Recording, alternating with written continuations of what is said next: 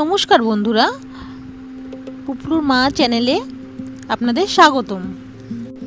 আমার আজকের রেসিপি চিড়ের পোলাও। মাম্মাম খেতে ইচ্ছা করছিল মাম্মামের, তাই ভাবলাম করে দিই।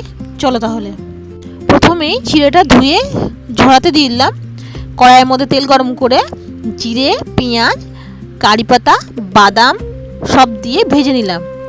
তারপর কিছুক্ষণ পরে আলু দিয়ে দিলাম। এই যে কারি পাতাও দিয়ে দিয়েছি।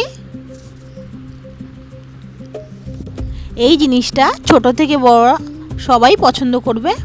টিফিনে বলো, বাচ্চাদের, বড়দের সন্ধ্যাবেলা টিফিন সবাই পছন্দ করবে মোটামুটি। আচ্ছা, নেক্সট ভিডিও কি করব তোমরা কমেন্টে জানিও।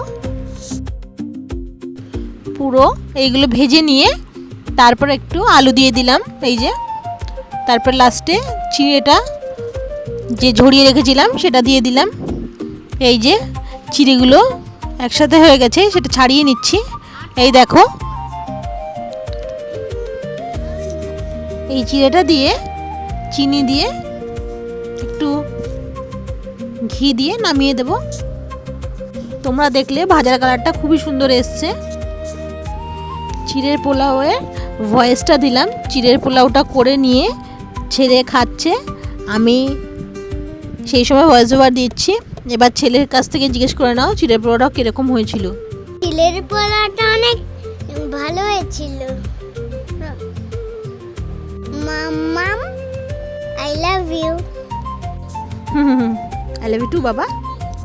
সন্ধেবেলা একটু আমার মাম্মাম একটু আবদার করেছিল যে চিড়ের পোলাও খাবে, তাই বানিয়ে দেওয়া। তাহলে চলো পরের ভিডিওতে দেখা হবে। এই যে চিনি দিয়ে, এই যে দেখো তোমরা সবাই কীরকম হয়েছে দেখতে। তাহলে পরের ভিডিওতে দেখা হবে। সবাই টাটা, ভালো থেকো।